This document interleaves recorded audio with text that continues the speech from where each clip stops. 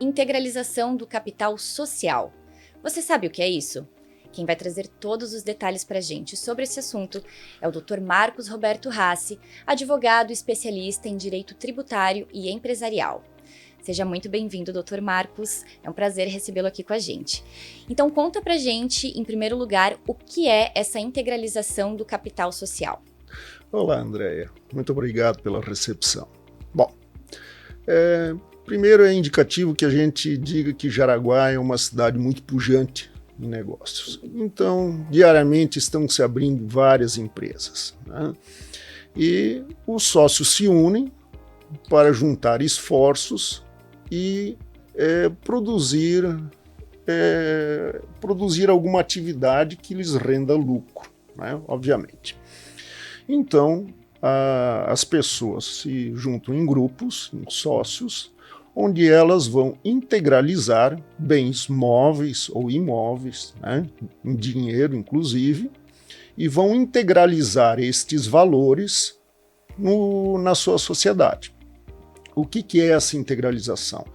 É demonstrar efetivamente o quanto vale essa sociedade, né, para aqueles com quem eles vão negociar.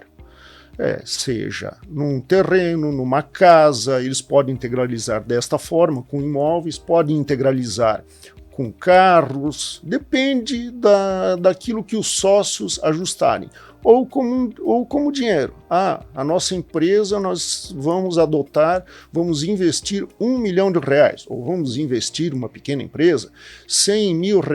Cada sócio, numa empresa de 5 sócios, vai investir R$20 mil. Então, cada um vai ajudar como pode, né? Vai investir ou com capital próprio, né? de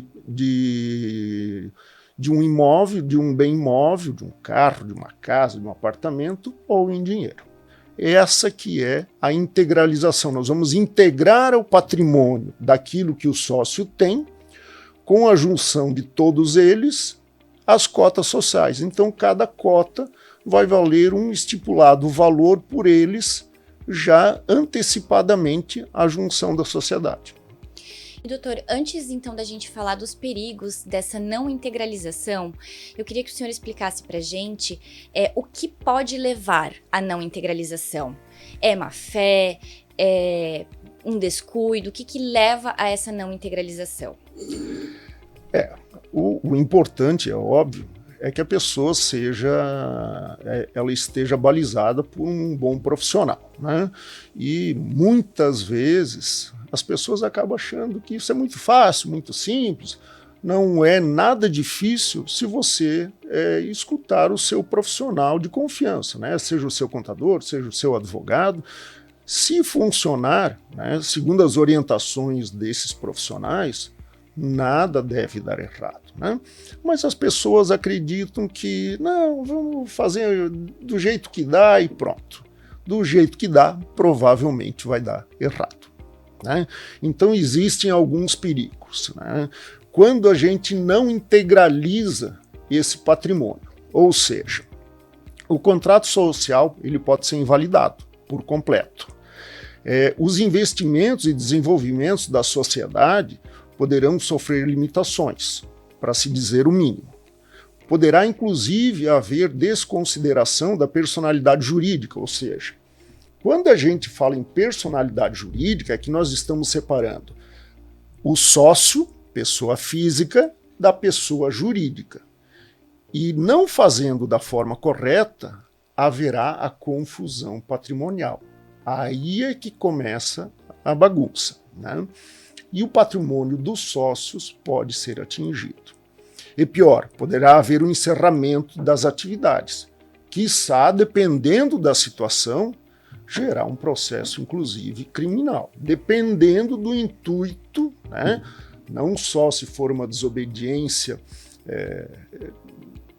leviana dos sócios, né? Mas se for algo um pouco mais grave, como uma própria fraude. Então, assim, só a título de exemplo, é muito comum isso ocorrer quando um dos sócios ele não tem o dinheiro para entrar com essa integralização das cotas sociais. Então, vamos supor que sejam 5 sócios. Um deles vai integralizar um imóvel. Muito bem, os outros botaram dinheiro. Esse sócio que teria que integralizar o imóvel tal, por algum motivo, às vezes nem por má fé, né, ele diz que vai integralizar o imóvel XYZ e os outros sócios de boa fé acabam acreditando, né, que isso será feito e é colocado no contrato social, que será o imóvel X, né, e aí acaba que esse imóvel está no nome de outra pessoa, que já vendeu, ou por contrato, ou ainda não está totalmente regularizado, ou seja, não está efetivamente integralizado à sociedade.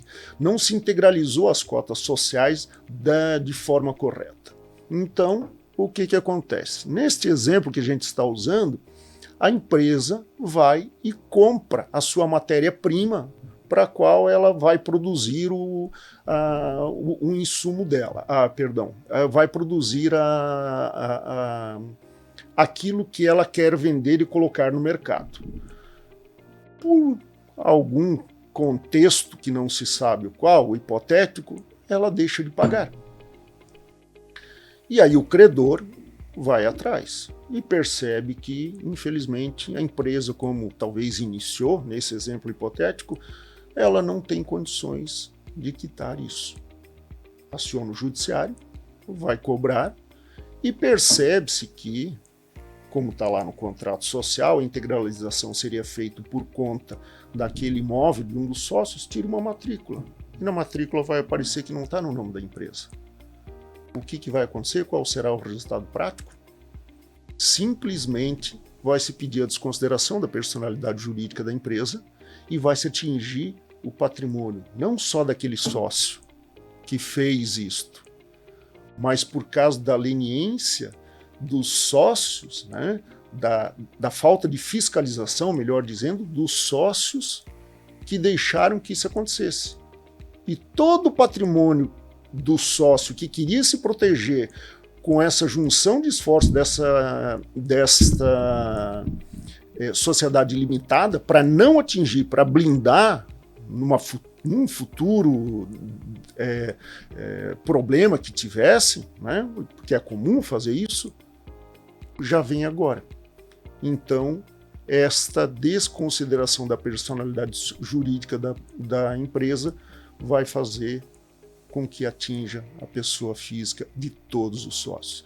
Então tem que se tomar alguns cuidados e ver que hoje a atividade empresarial no Brasil já não é fácil. Né? A atividade no Brasil já não é fácil, nós estamos aí com a reforma tributária que vem argolando, né? Ela já foi sancionada e agora ela está sendo melhor delimitada e todos estamos e iremos sofrer com isso. E agora, se a gente não cuidar com esses indícios não, mas na verdade com a construção básica do início dessa empresa, a coisa pode ficar bem ruim para o sócio. E isso é mais comum do que a gente imagina, né? A pessoa não dá muita bola para aquilo que pode acontecer. E não é só de patrimônio, de bens móveis e imóveis. Isso pode acontecer com dinheiro. É um pouco mais difícil, sim, por conta da rastreabilidade. Mas também é possível que se consiga demonstrar esse tipo de prática se a pessoa não tomar os devidos cuidados. E doutor, como que então os empresários podem e devem evitar que isso aconteça? Escutar os seus profissionais. Primeira coisa, né? A empresa de grande porte, ela já tem profissionais habilitados e já estão acostumados a escutar e até questionar os seus próprios profissionais, né? Seus advogados, seus contadores, e questionam mesmo, né? O que mais me preocupa são essas empresas iniciantes, essas de pequeno e médio porte, aí que vão fazendo alterações contratuais, aquelas que já iniciaram e vão fazendo alterações, essas acham que nada vai acontecer. Então, assim, é importante que você ouça o seu profissional. Vamos falar o português bem chulo. Eu não sei plantar arroz. Eu só sei advogar, o contador só sabe fazer a contabilidade, né, e dar a orientação, a assessoria tributária necessária. O agricultor sabe plantar arroz, o empresário sabe cuidar do ramo dele. Então, cada um cuida do seu ramo. Então, claro, e para isso, para você ter confiança, você tem que buscar no mercado, né, opiniões, saber quem que é, da onde que veio, procurar saber uma orientação do profissional que você tá procurando. Muitas vezes você já tem esse profissional, né, mas dar um pouco de crédito, porque a coisa não é tão simples, ainda mais no Brasil, né? O nosso emaranhado de legislação é um emaranhado gigantesco mesmo. Então, eu acho que se escutar muito bem, talvez às vezes o profissional ele peque por não dar essa ênfase, né? Mas eu tenho para mim que da grande maioria que eu conheço é explicado. Só que o outro lado acredita, né, que não é bem assim. Aqui no Brasil é difícil de pegar, não acontece. Mas olha, pode até demorar, a justiça demora realmente alguns anos, mas acaba pegando. Então, nada melhor do que fazer certinho. Tem muito jeito de economizar dinheiro de outras formas, de formas legais, sem ter que estar tendo que acordar de noite, pai, será que vai dar certo esse negócio?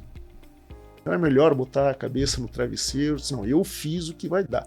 Eu vou economizar um pouquinho menos, mas eu estou fazendo certo. E eu vou botar a cabeça e dormir. A não ser que você prefira ficar remoendo de noite, virando de um lado para outro na cama.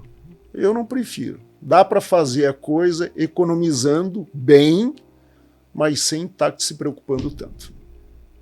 Dr. Marcos, muito obrigada pela sua participação aqui com a gente e até uma próxima. É logo, muito obrigado, eu que agradeço ao OCP.